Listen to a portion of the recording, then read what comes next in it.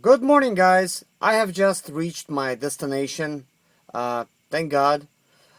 Because I actually did have just a very tiny little problem along the way, and I'm actually stumped. I'm not actually sure exactly what it is with my own Sprinter. I do have kind of like an educated guess. But anyways, I do want to get this out there in case anybody else have this. Maybe if you had it, maybe you could help me with what's going on. But usually I solve these things myself. So here's what happened. I'm driving 65 miles an hour on the highway using cruise control. Everything's normal, man. I drove like that for the past like 750 miles. I think I had like 20 more miles to go to my destination, and that would be it. And it basically, usually when problems occur, like in my experience, it's usually late at night. This time it was like already like 12, like 30 or something at night. So right now it's probably like, I don't know, like 1 o'clock at night or something. But anyways, here I am driving on cruise control, 65 miles an hour, and my engine just shuts off, okay, while I'm driving. So I'm kind of hitting the gas. Nothing's going on, like, at all. Like, you know. So, so usually you could actually turn your engine off and then back on when you're driving. So it shut off. So I'm kind of thinking, okay, there's nothing going on. I went ahead and I twist the key back. I twist the key forward. Nothing's going on. I keep twisting it back and forward, like it does not engage. Because usually when the vehicle's rolling, it's already like enough oomph for you to actually start the van right up, you know, like just by turning your key. This is how you would start like a lot of like manual cars and stuff. You get it kind of going, and then you could just basically start it just because it's already rolling. Well, actually, in my case, it did not even start, which is I felt like I'm in trouble, you know. So anyways, I pulled over to the side of the highway. Basically, I turned my key off, you know, parked. I went in the parking, you know, and everything. And then I'm like, all right, let's see if it's gonna start again. Started right up, first try, like no problem. And then I basically, you know, put into drive and just keep going the rest of the way, no problems. So I'm thinking, what the heck was that? You know? Now,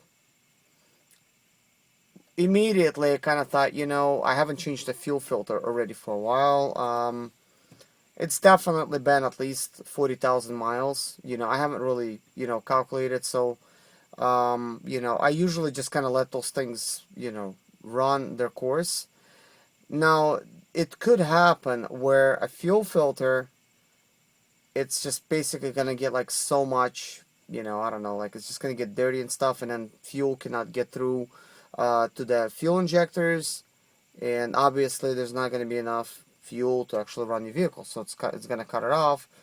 So by me turning the key, it's going to cause it basically not to come on because there's like no fuel in the system. So that's what I kind of thought immediately, but I never actually had that happen to me, so I'm really not sure if I'm correct on this issue or not. Um, so, but I'm kind of like, I don't know, like 90% sure that I am right. I'm usually right about these things because I don't know, it's like they just go in my head, these ideas. But anyways, I had a very similar thing happen where the engine cut off, but during that case, it was like at very low speeds, okay? Like basically, I want to get this out there too because you guys maybe had that before and you probably don't know what it was. Maybe you don't have it. I think this is going to be a very, very, very rare instances where this actually will happen, what I'm going to get ready to tell you. So I would hit like some kind of speed bump on the road. Let's just say I'm like just trying to park or something and I run over like a little speed bump or something like a crack in the road, just anything uneven that would cause my van to like either tilt, you know, or shift in a way. So it actually what would happen is my lights on the dash would go on and it cut my van off, okay? And then I just go back and start it up and no problem. Now this was happening to me like last year, and it was kind of like mind-boggling because I wasn't really sure like what the heck it was. Because as I was driving like really like normal highway speeds, okay, and the highway would have like basically, you know, some cuts in the road and some kind of bumps in the road. what would happen is when I hit those bumps or like a pothole or something, just anything uneven on the highway, my lights on the dash would go on, okay, but it did not shut my van off. So, this is why, like, I'm kind of thinking, what's going on with, with this issue. You know, I'm not sure if my lights went on or did not this time. I don't believe they did.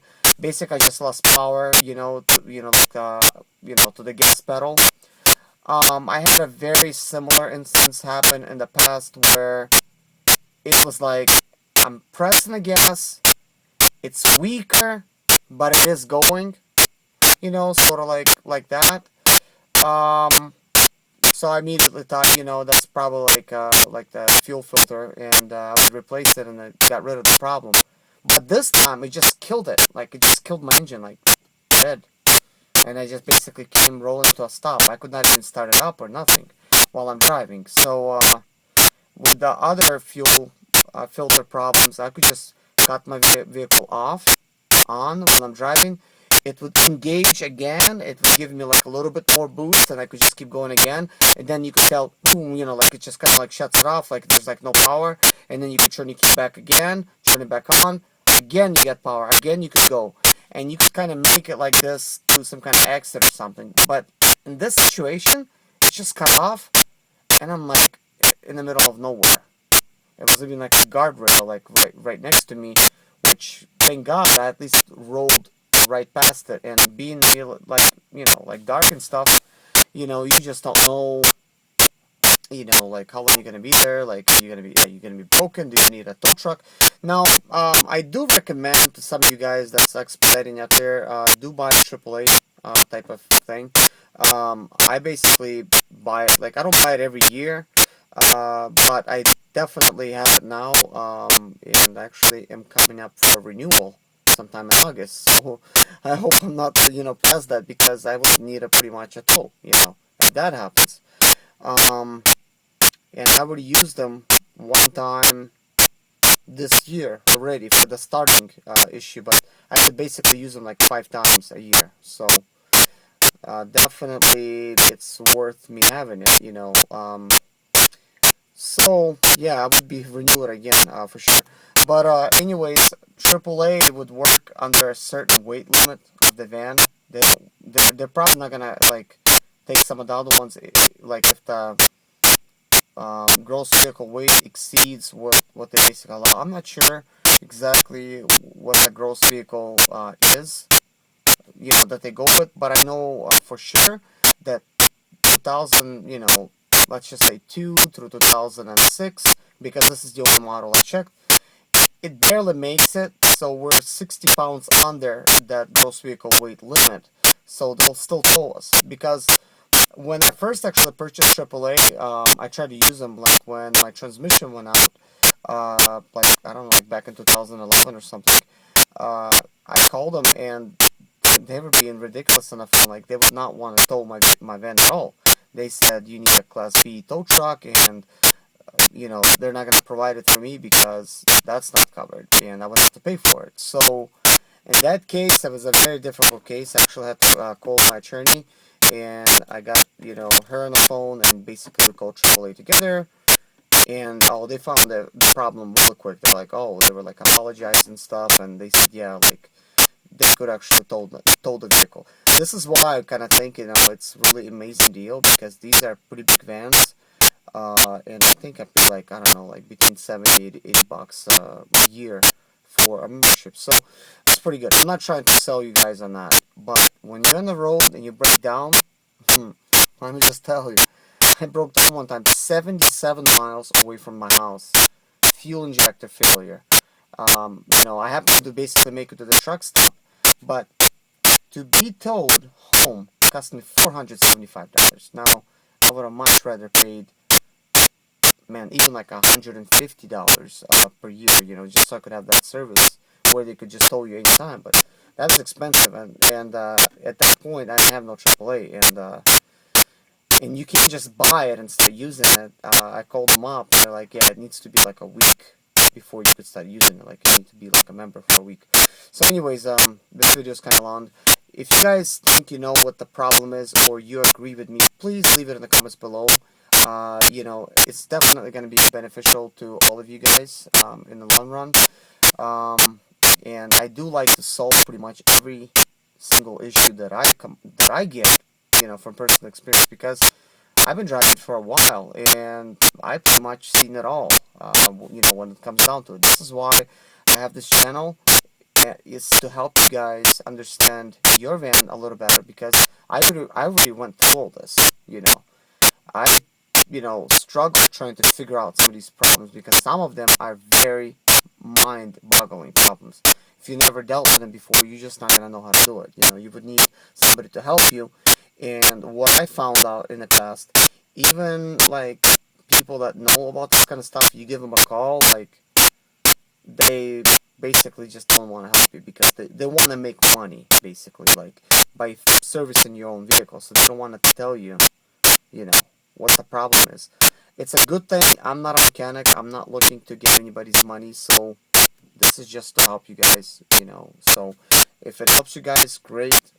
If it doesn't, don't blame me, because this is just a little help that I have out here, and I'm not a mechanic. So I could be wrong in some instances, but the ones actually I dealt with, I actually know that really good. One thing I could tell you about myself is I never take anybody's word for it. Like if somebody tells me how something is, I never like immediately say, oh, that's how it is, okay? I do my own research, and I do my own research till I am sure that that's exactly what I need to be doing. And that takes time, you know. Sometimes it takes me like a couple days to research a problem that I used to have. I mean, now I don't have to do that anymore, because a lot of that stuff I know, but there's still many things I haven't really done on a sprinter. I think I know how to do it. I just don't see why I wouldn't. You know, I already done all the major stuff.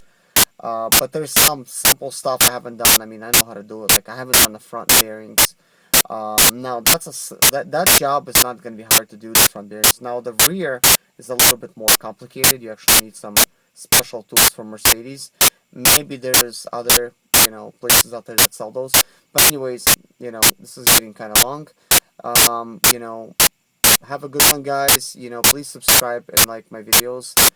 It does help me, you know, to feel better that I'm actually helping you guys, and you know, it keeps me basically entertained to see likes or subscribers, you know, to my channel, and makes me feel that I'm making a difference in a way, and that's what it's all about for me. So anyways, I hope you guys are having a good day. I'm just gonna go ahead and go to sleep now. I'm at the company, and you know, I'm gonna try to deliver in the morning, even though I'm stopped for like Monday. So bye bye, take care, guys.